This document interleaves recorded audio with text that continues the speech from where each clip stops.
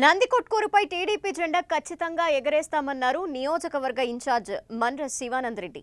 జగన్ హయాంలో నియోజకవర్గంలో అభివృద్ధి జరగలేదని విమర్శించారు. గతంలో చంద్రబాబు ముఖ్యమంత్రిగా ఉన్న సమయంలో మాత్రమే అభివృద్ధి జరిగిందని చెప్పారు. వైసీపీ అభ్యర్థి స్థానికుడు కాదని తెలిపారు. ఒకవేళ గెలిస్తే హైదరాబాద్కు పారిపోతాడంటున్న మండ్ర శివానంద్ రెడ్డితో మా ప్రతినిధి TG Prasad face to face. Kotkur నియోజకవర్గంలో టీడీపీ అభ్యర్థిగా జయసూర్యని నియమించడం జరిగింది. జయసూర్య గెలుపు కోసం పార్లమెంటు టీడీపీ నియోజకవర్గ ఇన్ఛార్జి మండ్ర శివానంద్ రెడ్డి గడపకు తిరుగుతూ నియోజకవర్గంలో విస్తృతంగా ప్రచారం నిర్వహిస్తున్నారు. మండ్ర శివానంద్ రెడ్డి మనతో ఉన్నారు, ఆయనతో మాట్లాడే ప్రయత్నం చేద్దాం. మొత్తం నియోజకవర్గంలో విస్తృతంగా తిరుగుతున్నారు. ప్రజలు గత ప్రభుత్వంలో ఏం డెవలప్ అయింది, ఏం చెప్తున్నారు ప్రజలు? మేము ఎక్కడ గడప తిరిగినా కూడా ఆల్మోస్ట్ ప్రజలంతా బ్రహ్మరథం పడుతున్నారు. వాళ్ళు ఆల్రెడీ ఈ గత 5 సంవత్సరాలు జగన్ ప్రభుత్వం యొక్క పరిపాలన చూసేసి విసిగిపోయినారు. అసలు ఎప్పుడు ఓటు వినియోగించి జగన్మోహన్ రెడ్డిని ఇంటికి పంపించాలని ఎదురు చూస్తున్నారు. ముఖ్యంగా అన్ని విధాలుగా నష్టపోయినారు. ఒక పక్క కరెంటు బిల్లులు అయితే ఆకాశాన్ని అంటినట్లు ఆల్మోస్ట్ 7-8 సార్లు పెంచడం జరిగింది. ఎక్కడ పోయినా కరెంటు బిల్లుల మీద బాగా కంప్లైంట్ చేస్తున్నారు. ఎక్కడ పోయినా కూడా తాగునీటి సమస్య మీద కంప్లైంట్ చేస్తున్నారు. అదే తెలుగుదేశం టైంలో ఇటువంటి తాగునీటి సమస్యలు లేవు.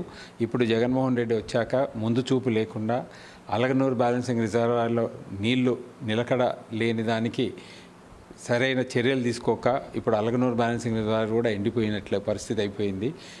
తాగునీరు కూడా ఏదైతే అప్పుడు తెలుగుదేశం టైంలో టెండర్ పిలిచినారో ఆ టెండర్ కూడా సరిగా సకాలంలో డబ్బులు చెల్లించగా వాళ్ళు కూడా పైప్ లైన్స్ నందికొట్కూరు టౌన్కి వేయలేదు.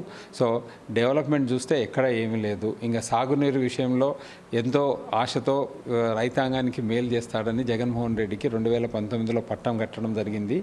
కానీ రైతాంగానికి సాగునీరు విషయంలో కూడా అంత నష్టమే చేసినాడు. ఏమాత్రం న్యాయం చేసింది కూడా ఆ 2014 నుంచి 19లో ముచ్చుమర్రి లిఫ్ట్ స్కీమ్ కంప్లీట్ చేసిన మన ప్రియతమ నాయకుడు చంద్రబాబు నాయుడు వల్లనే ఈరోజు కేసీ కెనాల్ రైతాంగం అయితేనేముంది అందరూ బాగుపడినారు, తలుచుకుంటున్నారు కూడా. ఇంకా ఏ ఊరుకు చూసినా కూడా సీసీ రోడ్స్ అయితేనేముంది, ఎల్ఈడి బల్బులు అయితేనేముంది తెలుగుదేశం టైంలో చేసినట్టువే తప్ప కొత్తగా ఏమీ ఇవ్వలేదు. ఇంకా ఈ ఇల్లు కట్టే పథకాలు స్కీమ్స్ కూడా తెలుగుదేశం టైంలోనే దగ్గర 6 నుంచి 7,000-8,000 వరకు ఇవ్వడం జరిగింది. అదే వైకాపా వచ్చినాక ఏదో పట్టాలు ఇస్తున్నారు, అక్కడక్కడ కొన్ని ఇల్లులు కడుతున్నారు తప్ప మొత్తం కాన్స్టిట్యున్సీలో ఈ 5 సంవత్సరాల్లో వీళ్ళు బిగ్గర 1,500 ఇల్లు కూడా కట్టలేదు ఇప్పటికీ. సో ఇల్లు కూడా లేక చాలామంది ఈ 5 సంవత్సరాలు కూడా ఇబ్బంది పడుతున్నారు. సో ఎక్కడ చూసినా కూడా మౌలిక సదుపాయాలు అయితేనేముంది, పర్సనల్గా అయితేనేముంది ఏమీ బెనిఫిట్స్ లేవు. ఇంకా ఆయన వాగ్దానాలు అయితే బ్రహ్మాండంగా చేశాడు. స్పెషల్ స్టేటస్ తెస్తానని, సిపిఎస్ రద్దు చేస్తానని, తర్వాత జాబ్ క్యాలెండర్ రిలీజ్ చేస్తానని ఏది చేయలేదు. ఇంకా నిరుద్యోగులకైతే కనీసం తెలుగుదేశం టైంలో నిరుద్యోగ భృతి ఇస్తుంటిమి, ఇప్పుడు అది కూడా లేదు. ఇంకా జాబ్ క్యాలెండర్ విషయం అసలుకే లేదు.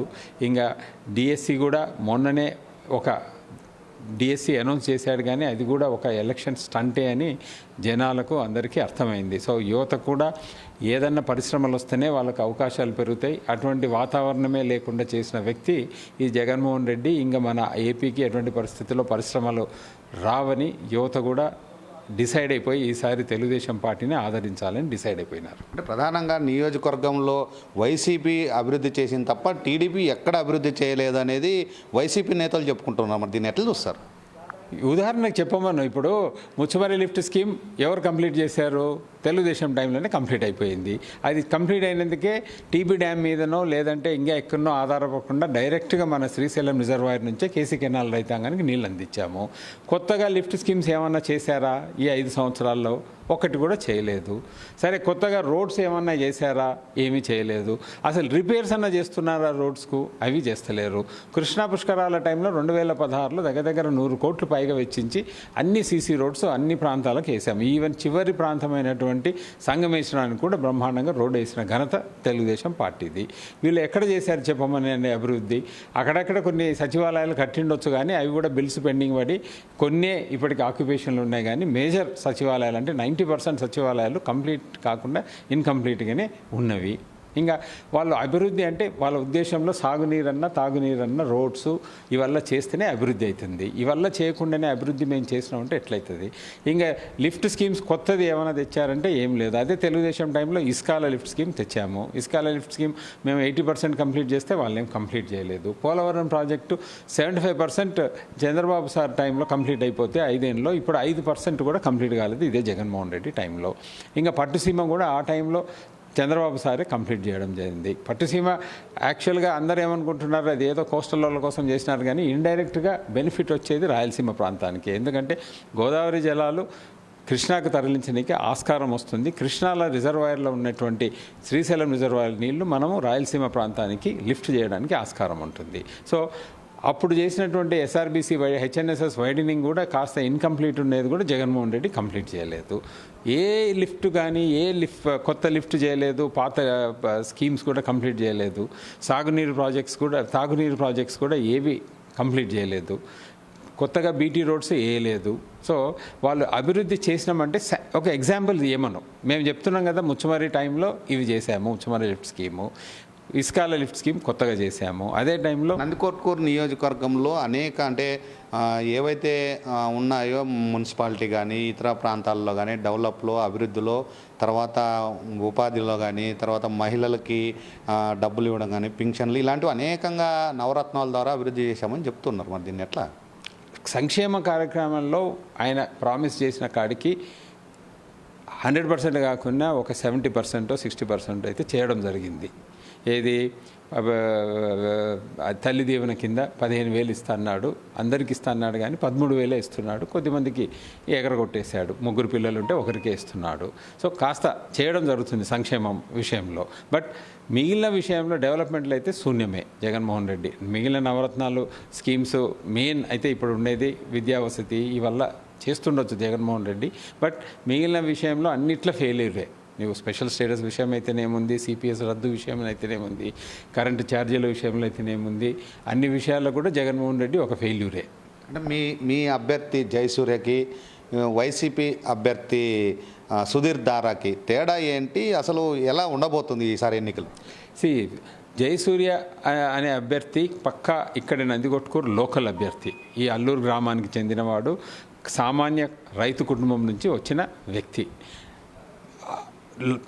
ఇక్కడ లోకల్ స్థానిక సమస్యలన్నీ ఆయనకు అవగాహన ఉంది. బేసికలీ రైతు కుటుంబం నుంచి వచ్చినవాడు కనుక రైతులకు కావాల్సింది ప్రధానంగా సాగునీరు కనుక దాని మీద ఫోకస్ పెట్టి ఖచ్చితంగా రేపు నందికొట్కూరును సస్యశ్యామలంగా చేయడానికి తన వంతు కృషి చేస్తాడు. అదే సుధీర్ ధారా అయితే అవుట్ సైడరు. హైదరాబాద్లో డాక్టర్ వృత్తిలో పేరు ప్రఖ్యాతులు సంపాదించిండొచ్చు, మంచి డబ్బులు కూడా సంపాదించిండొచ్చు. ఆయన కేవలం సూట్ కేసులు తీసుకొని వచ్చినందుకే ఇక్కడ జగన్మోహన్ రెడ్డి సీట్ ఇవ్వడం జరిగింది. ఇటువంటి వాళ్ళు రేపు స్థానిక సమస్యల మీద అవగాహన కూడా ఉండదు. వాళ్ళు ఎంతసేపు ఉన్నా ఏదో 2 రోజులు వచ్చి టకటక ఏదో 4 పేపర్లో ఎవరన్నా ఇస్తే సంతకాలు చేసి పంపిస్తారు. తర్వాత మళ్ళీ కనపడరు. అది గెలిస్తే. ఇంకా ఓడిపోతే ఇంకా అసలుకే కనపడరు, అందుబాటులో అసలుకే ఉండరు. సో స్థానికునికి ఓటు వేస్తేనే బెటరు మనకు. అది కూడా సామాన్య వ్యక్తి రైతు కుటుంబం నుంచి వేస్తేనే బెటర్ అని ప్రజలైతే చాలా దృఢ నిశ్చయంతో డిసైడ్ చేయడం జరిగింది. ప్రధానంగా ఇప్పటికే 2 సార్లు నందికొట్కూరులో వైసీపీ జెండా ఎగరేసాము, ఖచ్చితంగా 3వసారి ముచ్చటగా వైసీపీ జెండా ఎగరేస్తాము అంటున్నారు. మరి ప్రజల్లో ఎలా ఉంది? మీరు ఈసారి టీడీపీ జెండా ఎగరేసే అవకాశాలు ఉన్నాయా? ఖచ్చితంగా ఈసారి టీడీపీ జెండా ఎగరేసే అవకాశాలు ఉన్నాయి. ప్రజల్లో ఆల్రెడీ 2019లో ఒక ఛాన్స్ అని చూసి జగన్మోహన్ రెడ్డికి ఇవ్వడం జరిగింది. జగన్మోహన్ రెడ్డి పరిపాలన చూశాక ఎవ్వరు కూడా పొరపాటున కూడా ఓటు వేసే పరిస్థితులు అయితే లేరు. ప్రధానంగా మీరు నియోజకవర్గ ఇన్ఛార్జిగా ఉన్నారు. ఎలాంటి అభివృద్ధికి సంబంధించి అజెండా ఉంది? ప్రజలకు ఎలాంటి హామీ ఇస్తున్నారు? ప్రజలకు కావాల్సింది బేసికల్లీ నేను ఇప్పుడు పల్లెటూరులో తిరిగినాక ఎక్కువ ప్రజలు రైతాంగానికి సంబంధించిన ప్రజలు పొలం మీద ఆధారపడతారు. సామాన్యంగా రైతులకు కావాల్సింది 2. ఒకటేమో మంచి సాగునీరు కావాలి. నందికొట్కూరు యొక్క అదృష్టం ఏమంటే ఎక్కడ చూసినా కూడా నీళ్లు పారుదల ఉంది. దాన్ని లిఫ్ట్ చేస్తే బ్రహ్మాండంగా సాగునీరు అందించడానికి స్కోప్ ఉంది కనుక ప్రజలకు అది ఒక హామీ ఇవ్వడం జరుగుతుంది. తర్వాత నెక్స్ట్ తాగునీరు సమస్యలు కూడా విపరీతంగా ఉన్నాయి. శ్రీశైలం రిజర్వాయర్ ఓ పక్కన ఉంది. తర్వాత మిగిలిన అలనూరు బ్యాలెన్సింగ్ రిజర్వాయర్స్ అటువంటివి కూడా రిజర్వాయర్స్ ఉన్నాయి. దీనిల నుంచి తాగునీరు కూడా సమస్య లేకుండా అన్ని ప్రాంతాలకు తాగునీరు తీర్చడానికి తెలుగుదేశం మేనిఫెస్టోలోనే ఇంటింటికి కుళాయిని పెట్టడం జరిగింది. తద్వారా ప్రతి ఇంటికి కుళాయి ఏర్పాటు చేసేసి తాగునీరు సమస్య కూడా లేకుండా చూస్తాము. ఇంకా మేజర్ సమస్య ఏమంటే యువతకు ఉద్యోగ అవకాశాలు లేకుండా, వాళ్ళకు జాబ్ క్యాలెండర్ లేదు, వాళ్ళకు ఏమి పరిశ్రమలు కూడా రాక చాలా నిరుత్సాహంగా ఉన్నారు. ఇటువంటి వాళ్లకు ఖచ్చితంగా రేపు తంగడంచ సీడ్ ఫామ్లో జైన్ ఇరిగేషన్ అయితేనేముంది, పక్కనే మన ఓర్కల్లో గ్రీన్ కో అయితేనేముంది, ఇటువంటి కంపెనీలు పెట్టడం జరిగింది తెలుగుదేశం టైంలో. మళ్ళా తెలుగుదేశం ప్రభుత్వం వచ్చినాక వాళ్ళకు కావాల్సిన వాటర్ సప్లై చేసి ఖచ్చితంగా ఇండస్ట్రీస్ని మళ్ళా ప్రారంభించి ఉద్యోగ అవకాశాలు మన యువతకు క్రియేట్ చేయడానికి తెలుగుదేశం పూనుకోయింది. దానికి తోడు ప్రతి సంవత్సరము 4 లక్షల ఉద్యోగాలు అదనంగా క్రియేట్ చేయడం కూడా మన తెలుగుదేశం మేనిఫెస్టోలో ఉంది. సో యువతకు ఉద్యోగ అవకాశాలు పెంచడము, రైతాంగానికి సాగునీరు ఇవ్వడము, ఎక్కడ పోయినా కూడా మౌలిక సదుపాయాల్లో మెయిన్ డ్రింకింగ్ వాటర్ సమస్యను కూడా తీర్చడమే మా ప్రధాన గోల్స్. అంటే ప్రధానంగా మీ నియోజకవర్గం నందికొట్కూరు నియోజకవర్గం ఈసారి టీడీపీ జెండా ఖచ్చితంగా ఎగరబోతుందా? 200% ఈసారి తెలుగుదేశం జెండా ఎగరబోతుంది.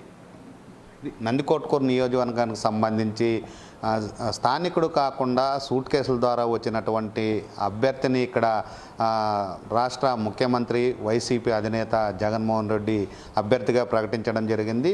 టీడీపీ అభ్యర్థి జయసూర్య లోకల్గా ఉంటాడు, మొత్తం రైతు కుటుంబం నుండి వచ్చినటువంటి వ్యక్తి, ప్రజా సమస్యలు తెలిసింది. అదేవిధంగా నియోజకవర్గానికి సంబంధించి మొత్తం గ్రామాన మండ్రా శివానందరెడ్డి తిరుగుతున్నాడు. మొత్తం గ్రామాల్లో ఉన్నటువంటి సమస్యలను తీసుకొని ప్రజలకి ఏమి సమస్యలు ఉన్నాయో వాటిపైన దృష్టి సారించి ఒక అజెండాను రూపొందించి భవిష్యత్తులో గెలిచిన వెంటనే దాని వాటి పరిష్కారం కోసం దృష్టి సారిస్తామని నియోజకవర్గ ఇన్ఛార్జి మండ్రా శివానందరెడ్డి చెబుతున్న పరిస్థితి. ఇది నందికొట్కూరుకు సంబంధించిన తాజా పరిస్థితి. కెమెరామెన్ రమేష్తో టీజీ బ్రదర్ 10 టీవీ, నంద్యాల జిల్లా నందికొట్కూరు నుండి.